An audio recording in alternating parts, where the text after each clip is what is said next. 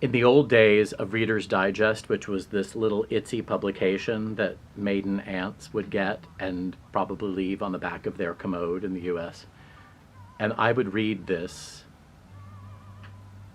for things like, there were about 3 or 4 things that I'd like to read. It pays to enrich your word power, which had maybe a 10 or 20 question vocabulary quiz.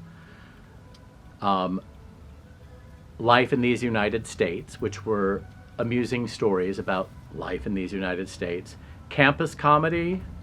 I think it was humor in uniform about the military.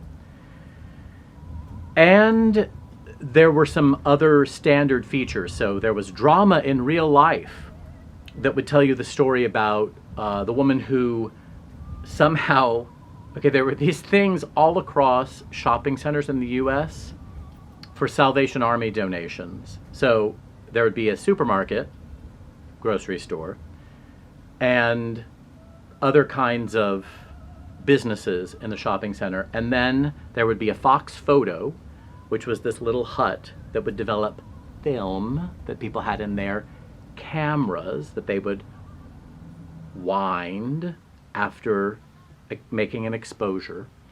And then once they had used 36 exposures or 24 exposures, they would drop the thing off at Fox Photo. And somewhere in this mix was this weird kind of plywood hut for donations to Salvation Army.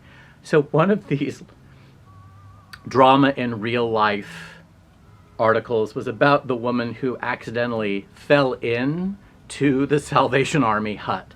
So, you know, some of those were fun to read. A lot of the Reader's Digest material was boring. Before I started reading Reader's Digest, they had a famous or celebrated feature about the most unforgettable person you've ever met. And yeah, it seems kind of hokey, a little silly.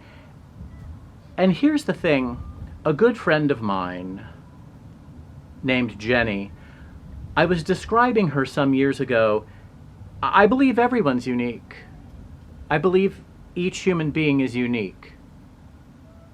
There's the cliche, when they made so-and-so, they broke the mold. Okay, I get that too. But I think even someone whom I might find boring, or not someone I might even find unworthy personally, is unique. And this beautiful manifestation of humanity. So then I was running out of ways to talk about Jenny. And I've realized she's the most unforgettable person I've ever met. Jenny, the most unforgettable person I've ever met.